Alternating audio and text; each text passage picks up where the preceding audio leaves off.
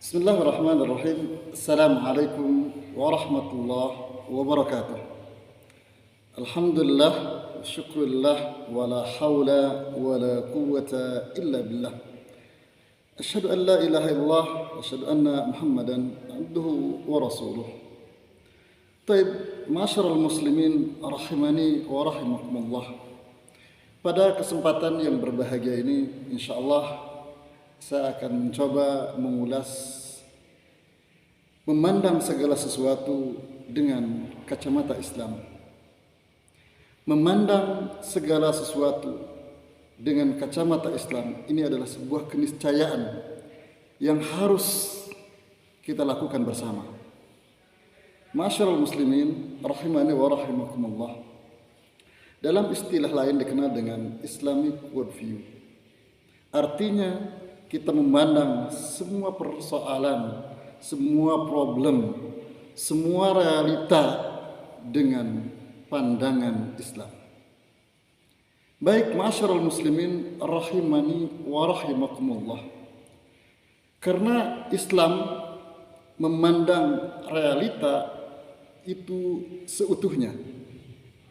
Jadi disebut realita itu ada kehidupan dunia dan kehidupan akhirat dan gaib. Itu dibahas di dalam pandangan agama Islam. Kemudian rahimani wa rahimakumullah, ketika kita berbicara tentang pandangan Islam, maka banyak orang berpandangan Anda seolah mabuk Islam. Na'udzubillah. Ini adalah kalimat yang tidak seharusnya keluar dari mulut seorang muslim.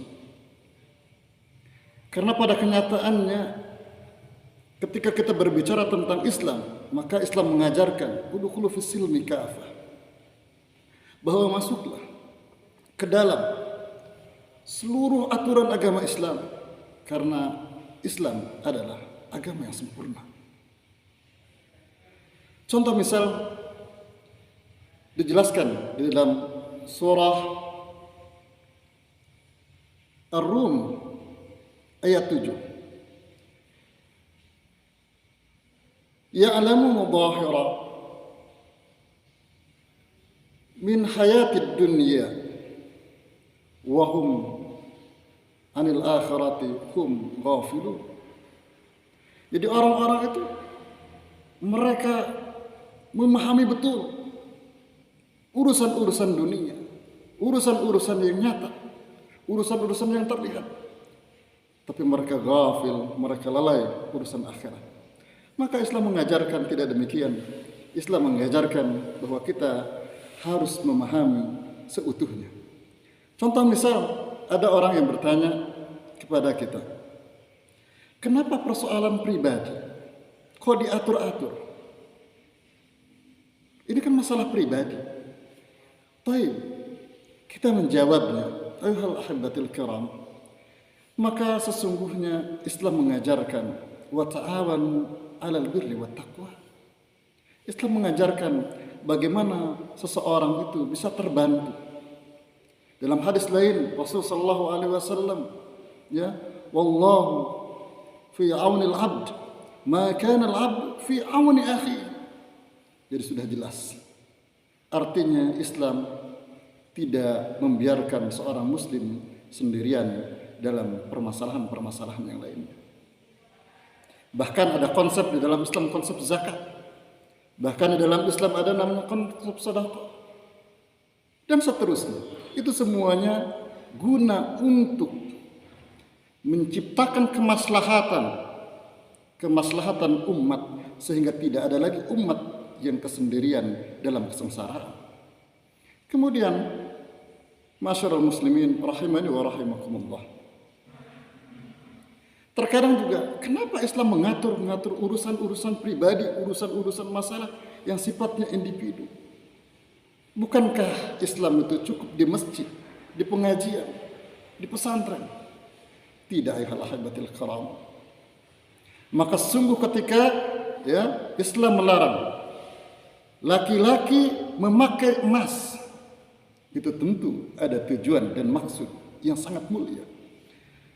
Karena ketika seorang laki-laki memakai emas, dia tidak mendapatkan haid, maka penyakit itu tidak akan turun. Artinya dia akan mafsadat di kemudian hari. Kemudian Islam juga mengatur bagaimana seseorang tersebut, seorang muslim tersebut tidak boleh memakan bangkai. Kenapa? Karena Islam mengajarkan agar manusia dalam keadaan sehat. Bukankah larangan-larang itu untuk kemaslahatan umat, untuk kemaslahatan umum? Tentu. Maka masyaallah muslimin rahimani wa rahimakumullah. Jadi kita harus memandang semua permasalahan dengan pandangan Islam. Selayaknya kita sebagai seorang pelajar contohnya. Berapa ilmu yang kita miliki dan kemudian rujukannya dari Al-Quran atau As-Sunnah atau bukan?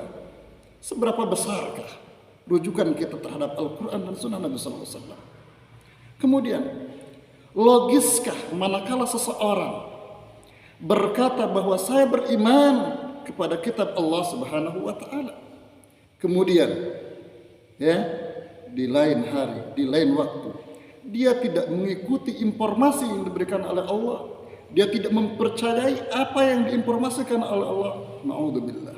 Maka seorang muslim selayaknya ya memandang realitas kehidupan, bagaimana pandangan Allah dan Rasulnya, sehingga kehidupan akan menjadi tenang.